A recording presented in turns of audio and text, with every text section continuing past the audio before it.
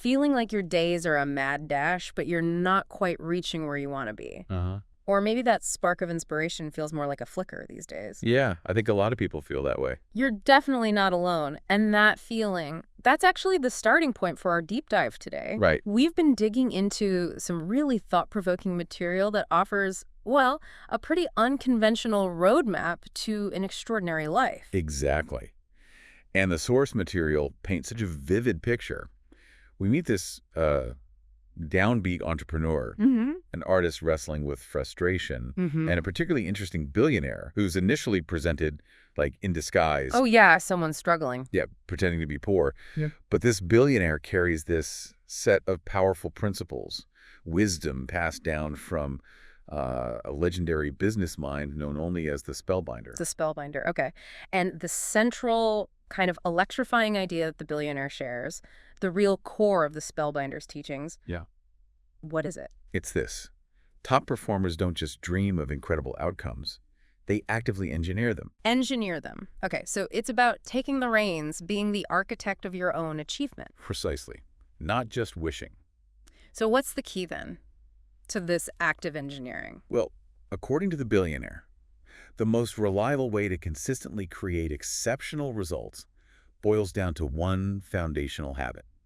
A truly world-class morning routine. Okay, not just setting the alarm a bit earlier. No, Yeah. no, it's a complete reimagining of those first vital hours. And the way this is all presented in the source material is quite captivating too, isn't it? It really is. Think Rolls-Royce, a private jet emblazoned with this intriguing 5AC logo. Yeah, the 5 a.m. club. Hinting at the 5 a.m. club, swooping in to transport our entrepreneur and artist into this new world of possibility. It definitely sets the stage for something big. Very dramatic. So what's our aim with this deep dive? What are we trying to unpack here? Our mission really is to dissect the fundamental principles behind this whole philosophy. Yeah. We want to understand the engine that drives this approach, and maybe more importantly, how you, our listener, can extract practical, game-changing insights, stuff you can weave into your own life. Right, aiming for those aha moments where things just click. Exactly, those moments of clarity. Okay, let's get into this whole 5 a.m. wake-up idea then. The billionaire is adamant, like really adamant, that consistently rising before the sun at 5 a.m. is the secret sauce. Yeah. The key to escaping a life of just getting by and stepping into true excellence. That's a pretty significant claim. It is a bold claim, absolutely. But the material provides some compelling arguments. Like what? What's the reasoning? It suggests that those early hours can dramatically amplify your creativity, supercharge your energy levels, even triple your productivity. Triple. Yeah. And the logic here goes beyond just, willpower. It taps into how our mental energy is distributed throughout the day. How so? Well, think of it this way. In those quiet moments, your mind is less cluttered. It allows for deeper focus, more innovative thinking. Right. That idea that isolation has a multiplying effect in those still pre-dawn hours really hit home for me. The source even points to figures like John Grisham and Mozart. Yeah, historical examples. Who seem to instinctively grasp the power of that early morning sanctuary. It's like having a secret weapon, isn't it? Precisely. And what's really interesting is this concept of our limited mental bandwidth. Okay. Cognitive bandwidth. Yeah. As the day unfolds, our attention gets pulled in countless directions. Emails, social media, conversations, tasks. Tell me about it. By the afternoon, our capacity for deep, focused work is often pretty depleted. Definitely feels that way sometimes. So that 5 a.m. window offers an invaluable opportunity to tackle your most important work when your mind is fresh, and those distractions haven't yet begun to, clamor for your attention. It's about reclaiming your cognitive space before the world makes demands on it. Exactly. You get ahead of the curve. And then the material touches on this biological aspect, transient hypofrontality. That sounds very technical. It does sound complex, yeah. What's the key takeaway for us non-neuroscientists? Break that down. Okay, the core idea for you to remember is basically this. Around 5 a.m., the part of your brain responsible for overthinking and constant analysis. The prefrontal cortex. That's the one. It temporarily quiets down a bit, and this can actually be a good thing. How so? It reduces the tendency to second-guess yourself and allows for a more intuitive, creative flow of thought. Less self-critique. Right. And simultaneously, the tranquility of the early morning encourages the release of dopamine and serotonin. The feel-good chemicals. Yeah, those neurochemicals associated with feelings of pleasure and well-being. So you get less mental chatter and more feel-good vibes. Less overthinking and a boost of happy chemicals. Sounds like a potent combination for getting into that elusive flow state. Hmm. The source material describes flow as the peak mental state of top performers. That's right. So this early wake-up isn't just about having more time, it's about having better quality mental time. Exactly. When that analytical part of your brain takes the temporary back seat, you're less likely to be bogged down by self-doubt Right. and more able to tap into that deep concentration and energized creativity we associate with flow. Makes sense. And the billionaire makes another compelling point about gaining a competitive edge. Okay. He argues that to achieve the extraordinary results of, say, the top 5%, you often need to be willing to do what the vast majority of the other 95% are unwilling to do. And waking up at 5 a.m. definitely fits that bill. Absolutely. Huh. Let's be honest. Consistently waking up at 5 a.m. definitely lands in that category for most people. It's about leveraging the fact that most people just aren't doing it. Okay, so we've explored the power of the early start, Hmm. but building an extraordinary life is about more than just when you wake up. Oh, for sure. It's about how you live throughout your day. The material then shifts to this concept of becoming a history maker and outlines 4 essential focuses. What are these crucial pillars that support that kind of life? Okay. The first focus is capitalization over talent. Capitalization over talent. Interesting. Yeah. And this is a really encouraging idea, actually, because it emphasizes that while your natural abilities are valuable, Sure. they kind of take a backseat to self-discipline and consistent effort. So hard work beats talent when talent doesn't work hard. That old saying. Sort of, yeah. Yeah. It's about maximizing the potential of what you already possess through persistent action, rather than fixating on any perceived lack of, innate genius. Right. Think of it like this. It's less about being born a naturally gifted musician and more about dedicating yourself to practicing your instrument diligently every single day. Even when you don't feel like it. Exactly. Yeah. Even when you're not particularly inspired. Consistent application of your abilities is what truly unlocks mastery. That's a great perspective. It takes the pressure off feeling like you need to be born with some extraordinary gift. It really does. It's more about the daily dedication to honing your skills. Okay, what's the second key focus for becoming a history maker? The second is freedom from distraction. Oh boy, yes. Very relevant today. In our constantly connected world, this is arguably more critical than ever before, right? Absolutely. The source material highlights how technology and social media can become these addictive traps, constantly fracturing our attention and hindering our ability to focus deeply. So the call here is for what? Simplification. Yes, simplification. Intentionally concentrating on just a few key projects, ruthlessly turning off those endless notifications. The notifications. And even being more selective about which meetings truly warrant your time. Good point. Protect your time. And of course, those early morning hours become a prime, distraction-free zone to cultivate this focus. It's about creating intentional boundaries around your attention. Absolutely. Carving out that protected space for your most meaningful work. Okay, the third focus is all about the power of de-stacking. This concept really resonates with the idea of consistent progress. Stacking. Yeah, it beautifully illustrates the impact of small, consistent improvements. How does it work? The material uses this really powerful example, a mere 1% daily improvement in a skill. Just 1%. Okay. Leading to a remarkable 365% cumulative improvement over the course of a single year. Wow, that compounds quickly. It really does. It's a potent reminder that those seemingly tiny daily actions compound over time, leading to significant, even transformative results. It's like the compound interest of personal growth. Exactly. Think of it like saving a small amount of money every day. Each individual deposit might not seem like much, Right. but over the long term, it grows into a substantial sum. Same principle. It's the marathon, not the sprint, isn't it? Focusing on those incremental gains rather than chasing overnight success. You got it. That's the essence of day stacking. And finally, what's the fourth crucial focus for those aiming to become history makers? The final focus is personal mastery practice. Okay, practice. The source material touches on the idea that achieving elite-level mastery in any field requires a significant time investment. The 10,000-hour rule idea. Something like that, yeah. It mentions maybe 2.75 hours of focused practice each day for a decade. Whoa. But the core message here isn't just the hours. It's the vital importance of dedicating that first hour of your day to deliberate self-improvement. The first hour again. Back to the morning. Yes. And it encompasses not just your skills, but also your mindset, your physical health, your spiritual well-being, Yeah. your overall approach to life. So it's holistic. It's about recognizing that external achievements are often just a reflection of inner cultivation. Okay, so it's not solely about external accomplishments, but also about nurturing and developing your inner world. Exactly. Speaking of which, the material then introduces this compelling idea of the 4 interior empires. This sounds like a really holistic framework for personal growth. It really is.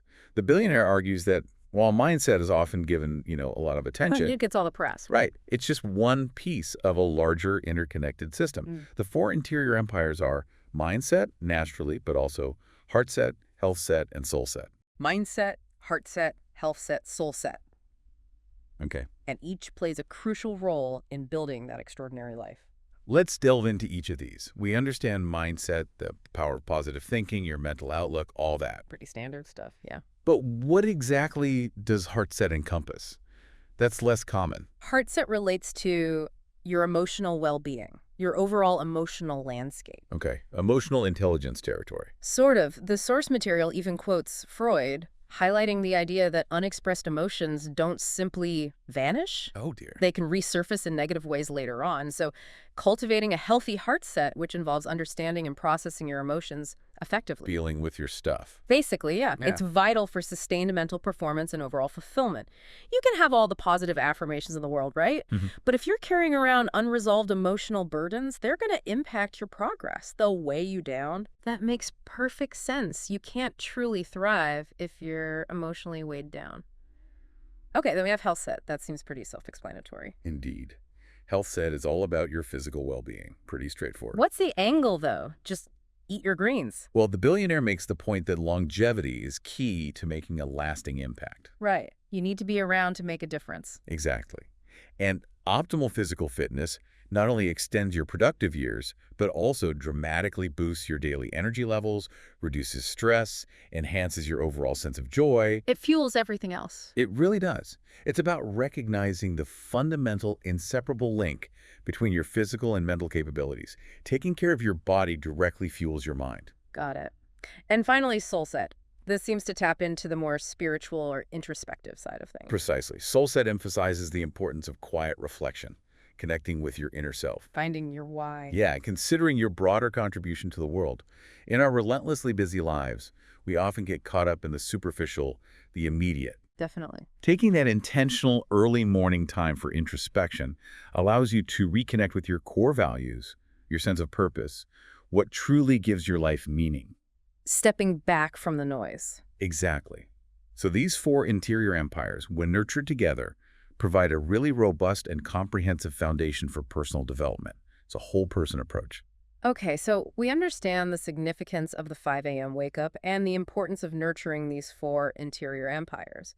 Now, how do we practically apply this in those crucial first hours? Right, the practical application. That's where the 20-20-20 formula comes into play. It's like a blueprint for that golden hour. Exactly. This is the actionable framework, the specific structure for that incredibly valuable first hour after waking up. Okay. The formula divides that time into 3 distinct 20-minute blocks. Move, reflect, and grow. Move, reflect, grow, 20 minutes each. Yep. And each segment is designed to optimize a different aspect of your well-being. Let's start with move. This isn't just a leisurely stretch, is it? I'm guessing. It's not at all. Move calls for 20 minutes of vigorous physical exercise, enough to get your heart rate up, break a sweat. Okay, get the blood pumping. Exactly. And the source material highlights the significant physiological benefits. It helps release cortisol. That's stress hormone. Right, the body's primary stress hormone. And it stimulates the production of BDNF. BDNF. Yeah, brain-derived neurotrophic factor. It's a protein that supports the repair and growth of brain cells, ultimately enhancing cognitive function. Wow. So exercise helps your brain work better. That's the idea. That morning workout isn't just good for your physical health. It literally helps sharpen your mind and improve your thinking speed. That's a powerful 2-for-1 benefit. Okay, next up is reflect. What should those 20 minutes ideally involve? This segment is dedicated to cultivating deep peace and solitude. Quiet time. Yes. Before the demands and distractions of the day begin to flood in, it's a time for inward reflection on what truly matters to you. How do you do that? Journaling. The source suggests practices like journaling. Yeah. writing down your goals, expressing gratitude, even processing any frustrations you might be carrying. Getting it out on paper. It can bring clarity to your vision and help release negative energy. Meditation is also highly recommended Of course. for its well-documented ability to lower cortisol levels and promote a sense of calm and inner stillness. Qualities consistently found in high-performing individuals. So it's a combination of actively processing your thoughts and cultivating a sense of inner tranquility. Calming the system down after the move part. Exactly. Balances it out. And the final 20 minutes is dedicated to grow. This sounds like a deliberate investment in continuous learning. Precisely. This is your dedicated time to expand your knowledge and enhance your skills. Feed your brain. What kind of learning? Reading? The material suggests engaging with resources like biographies of successful people, studying principles of psychology, watching insightful documentaries, or listening to audiobooks related to your personal or professional goals. So active learning. The billionaire in the story emphasizes that a deep love of learning is a common thread that runs through the lives of highly successful individuals. Never stop learning. That's the spirit. So the 20-20-20 formula offers a very structured, incredibly effective way to maximize the potential of that early 5 a.m. wake-up. It's about intentionally designing that first hour for maximum impact. We've focused a lot on supercharging the start of the day, but the source material also underscores the importance of the evening routine. Ah, yes. And this concept called the twin cycle of elite performance. It's clear that sustaining high performance isn't just about how you begin your day, is it? Absolutely not. The material emphasizes that how you conclude your day is almost as crucial as how you initiate it for maintaining peak performance over the long term. Okay, so bookending the day. Pretty much. Sleep is presented as a foundational pillar of life expectancy. Makes sense. And the detrimental impact of technology on sleep quality is strongly highlighted. The blue light issue. Exactly.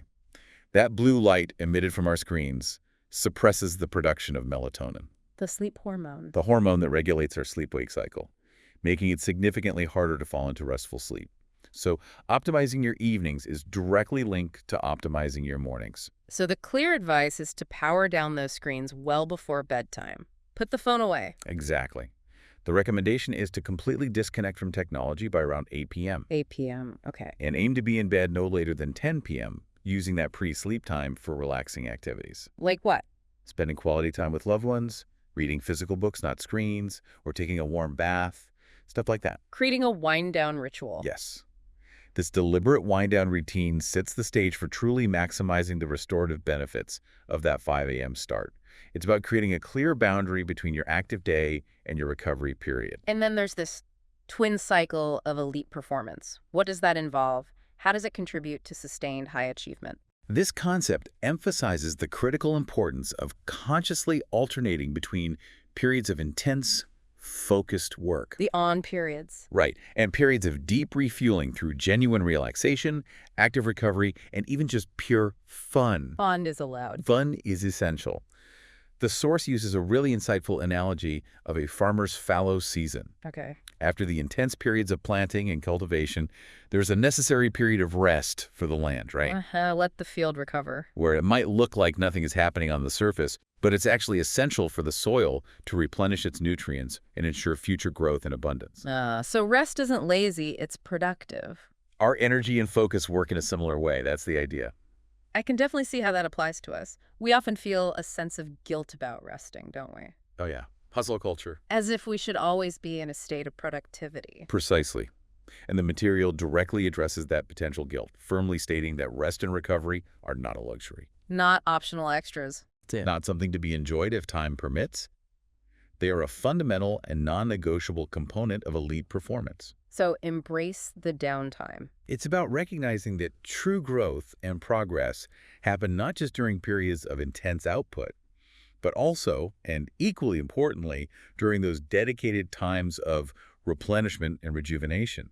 You simply can't pour from an empty cup. Makes total sense. Okay, so we've covered a vast amount of information here, from the early morning routine, the 20-20-20, the interior empires, and the crucial role of evening recovery. A lot of ground covered. For listeners who are intrigued by this, who are thinking, okay, maybe I could try this, what's one really specific, actionable piece of advice from the source material, something they could try implementing right away?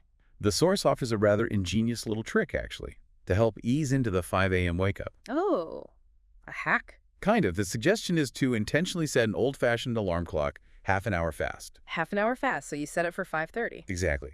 You physically set the alarm for what you think is 5:30 a.m., but it will actually go off at 5 a.m. Sneaky. What's the psychology there? The idea here is to subtly trick your mind into feeling like you're getting a little more sleep than you actually are, potentially reducing that initial resistance to waking up early. Little mental nudge. That's a clever psychological tactic. Okay, and what's the absolutely crucial step to follow through on once that alarm rings at the actual 5 a.m.? The absolute key, the non-negotiable step. Don't hit snooze. Exactly. Physically get out of bed immediately when that alarm sounds, before your willpower has a chance to negotiate with you and convince you to hit snooze and retreat back under the covers. Win that first battle of the day. That initial moment of decision is critical. Just get up. Okay. So to bring it all together then, this deep dive into the source material has really illuminated a powerful philosophy.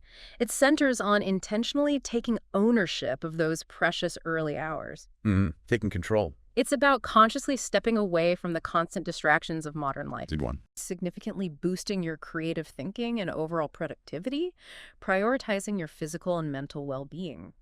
The whole pack. The four empires, yeah. And ultimately taking the driver's seat on your journey toward living a more, well, extraordinary life. Exactly. The central message is really clear. Those first few hours of the day hold immense potential for cultivating personal mastery and unlocking your full potential. It's prime real estate for your day. It really is. And this isn't just about waking up early for the sake of it. It's about the profound freedom from distraction it offers. It allows you to nurture your creativity, optimize your physical and mental fitness, and cultivate a deep sense of inner peace and focus in an increasingly complex world. So as you're considering everything we've discussed today, maybe ask yourself this. Yep. How might we unintentionally structuring just that first hour of your day? Just the first hour. Even by incorporating just one or two of these elements. Perhaps a short burst of exercise or a few moments of quiet reflection.